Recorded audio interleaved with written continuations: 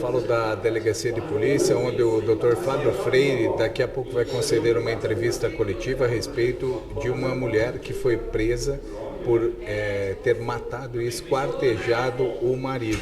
Este caso aconteceu na metade de fevereiro e a polícia chegou até esta mulher depois de colegas de trabalho do marido terem denunciado o seu desaparecimento. Nós vamos acompanhar então a entrevista do Dr. Fábio Freire a respeito. Ele traz mais detalhes sobre este terrível caso que aconteceu aqui em Toledo. Primeiramente, bom dia. Antes de iniciar falar sobre o caso, queria destacar a atuação dos policiais que atenderam a ocorrência, diligenciaram rapidamente e já conseguiram alguns elementos ali que foram essenciais para o desfecho até esse momento do caso. Destaca também a atuação dos demais policiais, um caso bastante complexo que está demandando vários setores aqui da 20ª SDP de Toledo, homicídios, GDE, pessoal do Núcleo de Inteligência, Cartório Central, enfim, quase todos os setores da delegacia empregados nesse caso. Com relação ao caso em si, no dia 1º de março, a gente tomou conhecimento do desaparecimento de uma pessoa. Alguns funcionários da empresa em que ele trabalhava relataram o desaparecimento dele, a ausência do emprego, e já informaram que tinha sido apresentado alguns atestados médicos pela sua companheira. Os próprios funcionários fizeram algumas diligências e constataram que esses documentos poderiam ser falsos, o que posteriormente foi comprovado. Com essas informações, os policiais foram a campo e a gente já conseguiu um pedido de busca na casa do casal. Conseguimos alguns elementos de prova na casa já inicialmente e começamos a entrevistar a investigada, que a princípio ela não era suspeita, né? A gente queria entender como teria sido esse caso. Porém, já no início ali da entrevista, ela apresentou várias versões contraditórias. Pela própria empresa, ela afirmou inicialmente que ele estava doente, a vítima estava doente, portanto não pôde comparecer ao trabalho. Quando instada a apresentar os originais dos documentos, ela não o fazia, né? Chegou a apresentar um novo documento por meio da internet e quando também instada a dizer onde é que o desaparecido estava, ela sempre inventava uma nova versão dos fatos. E nisso, ao final, já ali cercada, né, pela pressão da empresa, ela passou a dizer que esse desaparecido tinha ido para Paraíba, local de origem da vítima.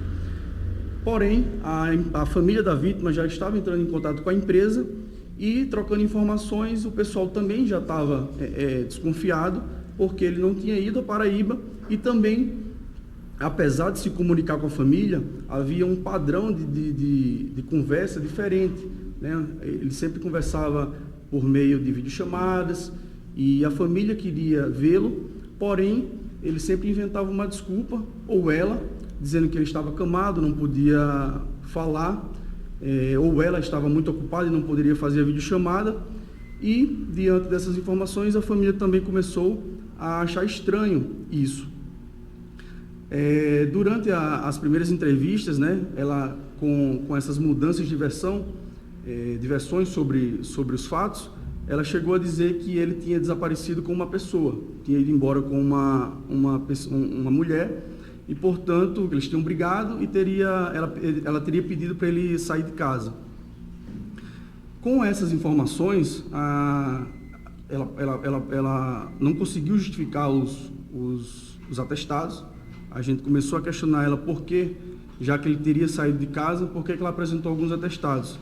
E ela não conseguia trazer uma justificativa plausível para esses fatos. Diante disso, né, com essa tumultuação da investigação, apresentação de documentos falsos e várias versões contraditórias, a Polícia Civil acabou pedindo a prisão temporária dela, né? E aí, já presa, ela passou a confessar alguns fatos. entre eles essa questão dos atestados médicos. Porém, né, essa versão de que a vítima teria ido embora e uma outra pessoa, ela não bateu, porque a gente já tinha conseguido alguns elementos no imóvel do casal, como o carro da vítima, que ainda estava na residência, não tinha sido levado, algumas roupas novas, ainda com a etiqueta, tênis novo, algumas peças de carro novas que a vítima tinha comprado. Portanto, essa versão final dela acerca dos fatos não batia. Posteriormente, com algumas diligências, a gente conseguiu também alguns documentos que estavam em posse dela, da vítima, tais como carteira de habilitação, documento de identidade, cartões de banco. E diante desses fatos todos, a gente conseguiu fazer com que ela confessasse, né? A gente também fez algumas pesquisas, houve a quebra do sigilo do celular e havia algumas pesquisas dela na internet de como matar com determinados tipos de medicamento. E aí sim, ela, depois disso tudo, né, de várias versões contraditórias, ela acabou confessando o crime. Segundo ela, né, o crime consistiu do dia 14 para o dia 15. Segundo ela, a vítima passou a ingerir bebida alcoólica e, diante disso, ela botou alguns medicamentos na sua bebida, cerca de 4 comprimidos de clonazepam. Posteriormente, a vítima se sentiu mal, pediu ajuda, falou que estava passando mal, e ela chegou, inclusive, a ligar para o SAMU, porém desligou o telefone e não deu continuidade à ligação. Posteriormente, ela, segundo ela, botou mais alguns medicamentos com o mesmo princípio ativo e pela manhã saiu para trabalhar. No retorno de meio-dia do trabalho, ela já verificou que o pulso da vítima estava fraco. Foi para o trabalho novamente e no retorno, no final da tarde, ela já constatou o óbito da vítima. A partir daí, segundo ela, não tinha premeditado nada, mas retirou o corpo da cama, tendo cuidado ali para não bater a cabeça no chão e sujar o chão, levou a vítima para dentro do banheiro, espostejou o corpo, esquartejou o corpo em pedaços, colocando-os em sacos plásticos e levando até a parte de trás da residência, colocando os restos mortais dentro de uma churrasqueira. Ela falou que já tinha algumas toras de madeira ali, que teria sido cortada uma árvore na residência, uma residência bastante grande, com várias árvores, e preparou a churrasqueira com bastante lenha, deu início ali ao fogo e foi retirando as partes do corpo, levando até a parte de trás em sacos plásticos para não melar a casa, a residência, e jogando na churrasqueira. Isso tudo ocorreu no dia 15, né? No dia 16, segundo ela, pela manhã, já não existia muitos vestígios ali na churrasqueira. Ela foi alimentando ali durante a noite com lençóis que estavam sujos, sacos plásticos, e entre outras coisas. E já no final ali tinha alguns restos ali de ossada, arcada dentária, segundo ela. Ela batia para ver se de fato se tratava de osso, chegou a quebrar alguns. E dali então ela seguiu a vida normal, né? Foi trabalhar, começou a se passar pela vítima, né? Utilizando-se do celular dela para que não levantasse suspeita acerca do desaparecimento. Porém, como eu falei inicialmente, esses padrões de conversa, essa ausência da vítima em videochamadas, durante a própria investigação, os policiais foram até os locais, as unidades hospitalares em que ela indicou em que a vítima estava internada, porém os hospitais afirmaram que a vítima nunca tinha passado por lá nesse ano. Então, mais um indicativo de que ela estaria mentindo acerca dos fatos. Lá pelo dia 18, acredito que no domingo, 18 de fevereiro, ela retornou ao local, lá na churrasqueira, recolheu os restos mortais que ainda existiam ali, colocou dentro de um saco plástico e descartou no lixo. Doutor, ela falou qual foi a motivação do crime? Sim, segundo ela descobriu uma traição da vítima e então ficou furiosa com relação a essa traição e acabou cometendo esse ato, segundo ela, que não era premeditado, nem a destinação do corpo ela tinha premeditado. Segundo ela, num acesso de fúria ali, ela teria matado e realizado isso com o corpo da vítima. Doutor, por que tantos, a gente viu aqui, né, nas coisas que vocês apreenderam, tem veneno de rato, tem várias alianças também, o senhor pode comentar por que disso tudo? Sim, alguns objetos foram recolhidos na empresa em que ela trabalhava e também na residência.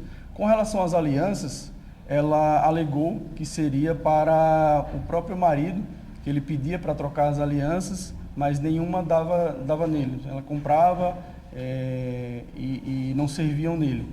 Segundo ela, não são materiais de ouro, né? Seriam bijuterias. Em relação aos cartões, ela movimentou, por exemplo, o dinheiro da vítima nesse período pós-morte? Não, ela não teve tempo, né, de fazer essas movimentações, até porque, como eu falei, os policiais diligenciaram, os primeiros policiais que atenderam a ocorrência fizeram algumas diligências rápidas e a gente conseguiu, inclusive, retirar o celular dela já de pronto e, posteriormente, os cartões da vítima. Ela já tinha antecedência, doutor? Não, pelo que a gente apurou até agora, ela não tem antecedentes. Pode ser, a gente ainda está fazendo pesquisas nos estados de origem da vítima e da investigada, Paraíba e Pernambuco, e até o momento a gente não conseguiu nenhuma informação acerca disso. Quanto tempo aqui em Toledo? Ela afirmou que chegou aproximadamente a 4 anos aqui na cidade de Toledo, já com a vítima. Estão juntos há quanto tempo? Tem filhos? Eles vieram do Nordeste, né? A vítima é da Paraíba e ela é de Pernambuco. Eles chegaram aqui juntos, aproximadamente 4 anos, como eu havia falado, e não possuem filhos. Ela tem um filho, mas de outro relacionamento. Doutor, a gente vê alguns prints de conversas. Quem são essas pessoas? São familiares que questionavam ela? Como é que fala um pouquinho sobre isso? Exatamente. Algumas conversas a gente achou salutar justamente porque após o dia 15, mesmo com o desaparecimento da vítima, ela se passou, né, pelo seu companheiro, justamente para ocultar os fatos, né? Ela se passando por ele, porém isso aí caiu por terra quando na parte da empresa aqui de Toledo, quando eles pediam a investigada para que indicasse qual hospital ele estaria internado, para que eles fossem lá visitá-lo, ela não informava, ela sempre dava uma desculpa. Tanto é que ao final disso, o que a gente acredita ela começou a apresentar algumas versões e quando ela era confrontada acerca dessas versões, ela inventava uma nova história. Tanto é que ela começou passando a dizer que ele estava doente, inicialmente ele estava doente, depois que ele teria sumido com uma pessoa, com uma mulher. E os parentes lá da vítima, lá da Paraíba, eles também estavam desconfiados porque quando eles tentavam fazer videochamadas, né, com a vítima, eles não conseguiam. Ora ela falava do celular dela, ora ela falava do celular da vítima. E nunca eles conseguiam fazer essas videochamadas. Ela falava que tinha chegado tarde do trabalho, que ele estava acamado, que ele não poderia atender. E aí ela foi levando até quando deu. Doutor, e em relação a quanto tempo que ele ficou afastado, assim, porque para os colegas desconfiarem disso, ele já tinha comentado alguma coisa com os colegas também sobre o relacionamento? A princípio, do que a gente pôde escutar das testemunhas, não. Era uma pessoa bastante proativa no trabalho, inclusive tinha sido promovido há pouco tempo na empresa, cerca de 1 ano, se eu não me engano, ele estava na empresa e já tinha sido promovido, mas para as testemunhas ela era uma pessoa tranquila no trabalho e nunca havia comentado nada de estranho na casa dele. Então, ele passou a não frequentar mais a empresa no dia 15 e o pessoal da empresa relatou o boletim aqui, registrou o boletim de ocorrência no dia 1º de março. Ela teria recebido a ajuda de alguém pelos quais crimes ela pode responder? A gente ainda está apurando eventuais participações no crime. A princípio, ela alega que somente ela praticou o crime. A gente ainda está fazendo algumas verificações, câmera de vigilância dos locais e a princípio não tem participação de outras pessoas. Ela pode responder pelos crimes de homicídio, com penas de 12 a 30 anos, de ocultação de cadáver, penas de 1 a 3 anos, falsificação de documento particular de 1 a 5 anos e, por fim, fraude processual, que pode chegar aí até uma pena de 4 anos. Esses atestados, como que ela conseguiu essas folhas? Bem, ela é da área de saúde, na empresa em que ela trabalhava no setor de saúde, possui formação na área de saúde.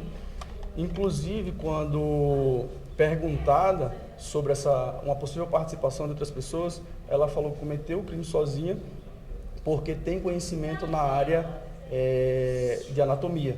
Então, ela teria conseguido fazer toda essa ação sozinha com alguns objetos cortantes, martelo, uma faca e uma pedra demolada.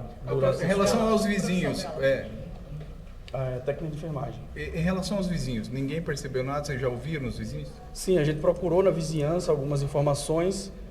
O vizinho da lateral, de uma das laterais da casa, estava em viagem ao exterior, e o outro vizinho lateral, trata-se de uma pessoa bastante idosa, que alguns cuidadores tratam dela, e também não perceberam nenhuma movimentação estranha ou cheiro estranho. Apenas ela fala que no dia seguinte ao crime, alguns familiares dela a visitaram e puderam perceber um cheiro estranho, mas isso já havia acabado tudo. Ela relata que, em decorrência dos objetos que ela colocou dentro da churrasqueira, material de algodão, material de plástico, isso gerou um cheiro forte no outro dia. Mas como tudo ocorreu durante a noite, durante a madrugada também, a gente não conseguiu nenhuma testemunha que pudesse verificar esses fatos. Essa era o único marido dela? Teve outra situação parecida com essa, doutor, envolvendo ela ou não? Deixa eu só responder aqui para não... sim, a gente solicitou já a perícia no local. Inclusive, gostaria de ressaltar aqui também, agradecer à Polícia Científica, que prontamente atendeu à requisição da Polícia Civil. Sim, a gente encontrou alguns vestígios onde ela indicou que teria praticado o crime, né? Banheiro próximo ao quarto, depois, posteriormente, na churrasqueira, e os objetos que ela indicou que utilizou para fazer os cortes no corpo. A gente encontrou alguns indícios, né, que podem ser, sim, sangue humano, e na churrasqueira alguns restos que podem se tratar de ossada. Mas tudo isso foi levado para a criminalística e ainda está pendente de resultado. O marido dela, o pai do filho dela, ele... na região onde eles moravam, ele foi assassinado durante um assalto, e há também um outro companheiro que ela alega, né, que teve um relacionamento com ele, que encontra-se desaparecido, segundo ela. Mas essas informações a gente ainda está investigando junto às polícias da Paraíba e de Pernambuco, e a gente não conseguiu retorno dessas informações. Então, a princípio, é tudo o que ela relata, a gente não pôde confirmar essas informações. Onde esse crime ocorreu aqui em Toledo? Assim, visando resguardar até as pessoas e eventuais proprietários da residência, a gente só pode dizer que foi aqui na cidade de Toledo, no bairro do Centro. Doutor, tá, então, o doutor Fábio Freire, que concedeu uma entrevista coletiva sobre este terrível caso que aconteceu aqui em Toledo, da morte dessa pessoa, e a polícia agora segue as investigações. Mais detalhes você pode conferir no nosso site, jornaldoeste.com.br, e também na nossa versão impressa deste fim de semana.